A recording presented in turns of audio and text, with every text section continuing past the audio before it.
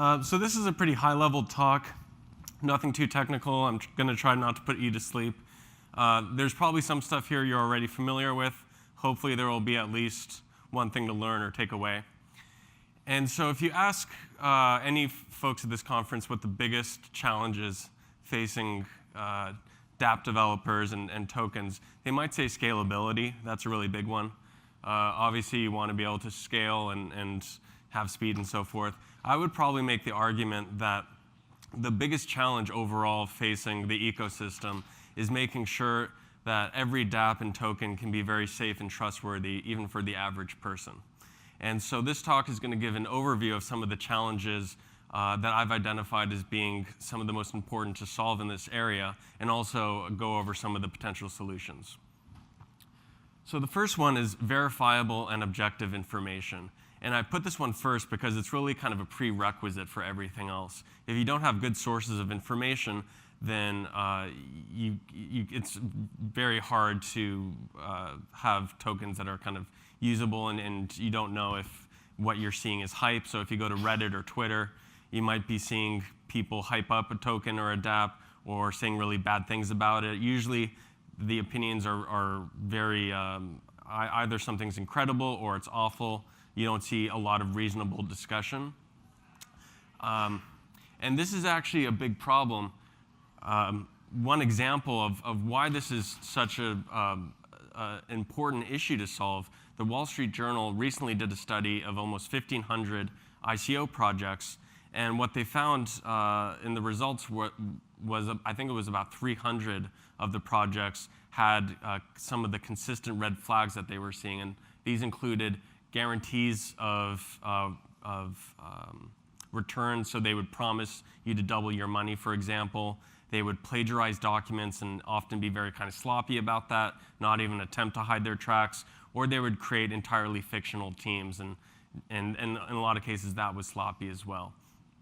So a lot of times when people do hear about ICOs or tokens or dApps, they instantly think that they must be scammy. And if you go online, if you go to the subreddits or wherever you're looking, there's not a lot of good sources of information out there. The second issue is user and investor rights. And so if you look back in the last couple of years, the first wave of ICOs and tokens, there really hasn't been anything in the way of rights. And in fact, the average Kickstarter project does have significantly more rights to those users than you would see like in an ICO project, for example. And this is important because, as we have seen, sometimes a project decides to pivot for very legitimate reasons. They decide they want to work on something else, but their users don't have a say in that matter. Or, as we've seen in a lot of cases, sometimes the team just decides they don't want to work at all, and they take the money and run, and the users, investors don't really have any kind of recourse in that situation. The third issue is regulatory compliance. And so what we have seen in the last couple of years is that a lot of the early ICOs and token projects didn't really think that regulations applied to them. And then more recently, some of them have been coming out and saying, well, if you're selling or doing a pre-sale, you might need to do compliance, but we're just going to go ahead and do an airdrop and send our tokens to people. And the government more recently has said, well, actually, no matter how you're giving your tokens to folks, you're still responsible for being compliant. And of course, the average dApp creator, token creator user, they don't really know how to navigate this stuff, so it is kind of a challenge out there. Nobody wants to be subject to prosecution or any of those bad things. And the fourth is losing wallet access, which, if you've been a long-time Bitcoin or Ethereum user, you know that that's something that comes with the territory. If you lose your private key, then it's not like your bank where you can go and reset your password after you authenticate yourself. There's really no option for you. And more recently, as people start to use tokens, this is, of course, an issue as well. If you're holding tokens in a wallet and you lose access to that wallet, that's a significant problem.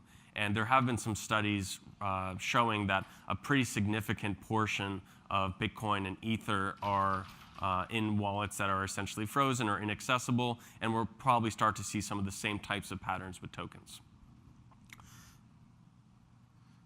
So moving on to the solutions, or potential solutions, for the first challenge of verifiable and objective information on tokens, probably the best idea that's come around in terms of how, like there's things like Wikipedia, of course, just getting volunteers to put up information. But one of the really interesting ideas is to make use of smart contract technology and set up what's called a token curated registry.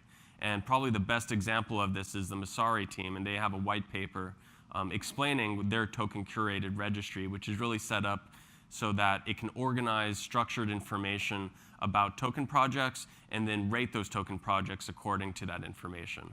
And so their system consists of a few different components. The first is a database of structured information on each token. The second is a smart contract that facilitates the creation of a whitelist or a ranking of different tokens based on that information. And then the third is what they refer to as a constitution, which essentially decides what are the rules for which this whitelist is set up. It includes information on the governance structures, communications policies, and token treasury management. And so if you want to learn more about token curated registries, there's a lot of information out there. And I also recommend you check out the Messari white paper, which has a lot of good information. In terms of user and investor rights, one of the ideas that we're seeing coming around is kind of fusing the ICO with the decentralized autonomous organization, making use, once again, of smart contract technology so that users and investors do have an ability to vote on ICOs. And so this idea of, I think it's pronounced a DAICO, which is essentially sort of like a decentralized autonomous organization that also functions as an ICO. The way it works is first there's a contribution period where, just like with any ICO, you can contribute and get tokens. But the twist on it is that you then have a vote that can determine how quickly or slowly the token creators are able to withdraw the funds that have been donated. And the users can also decide to get a refund. So in case the token creators decided to move to Bali and stop working on the project, the users, investors do have some recourse there. They can decide to get their funds back. In terms of regulatory compliance, there's also been some pretty interesting developments. I would probably highlight two projects, Harbor and TokenSoft, and I'm sure there's a number of other ones out there. And what these projects all have in common, I'll actually show you a diagram here, and this is from the Harbor R-Token protocol standard.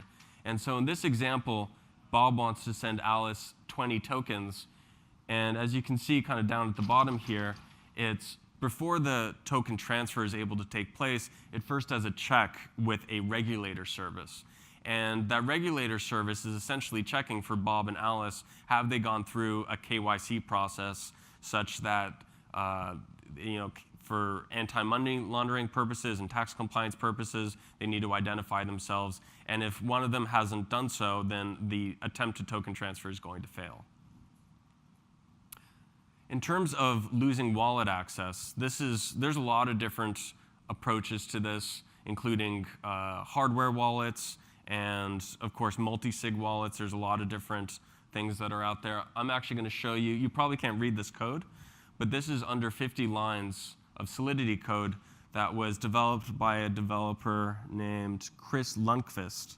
And so what it's a really good, succinct example of how to set up a multi-sig contract where you can have multiple users with their own private keys accessing and using the wallet.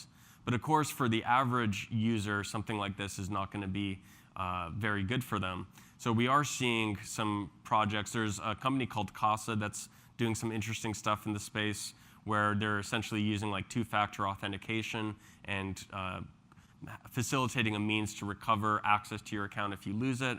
Also, recently, Gnosis came out, and they have a new safe product that's kind of in the same type of area, and they have a personal and team version of this product where essentially you can have multiple keys, and they're also exploring ways that they can use like a KYC authentication process to recover access to your account in the same way that if you had a bank account, for example, you could do the same type of thing.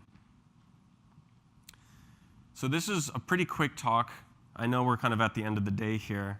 And so I'd just like to leave us with kind of a thought about what we're seeing right now in 2018. I don't know if any of you are familiar with what I'm showing on screen here. So this is the Howie Coins website that the SEC put up recently. And this was kind of a parody of a lot of the ICOs that we're seeing. And it has all the hallmarks, including the countdown. I'm sure at some point it has like a guarantee of the returns and a lot of the other kind of cliches that you see in a lot of the ICOs. But more seriously, we're seeing a lot of crackdowns. We're seeing governments in various jurisdictions come out and kind of flex their muscle. And probably as a community and as dApp developers, one of the best things that we can do is a better job self-regulating and figuring out what kinds of solutions that we can provide for our users that help them to be more safe and be able to trust more in the tokens and dApps that they're using. And if we're able to do that and address these challenges that I've outlined, then we probably have a very bright future ahead of us. Thank you.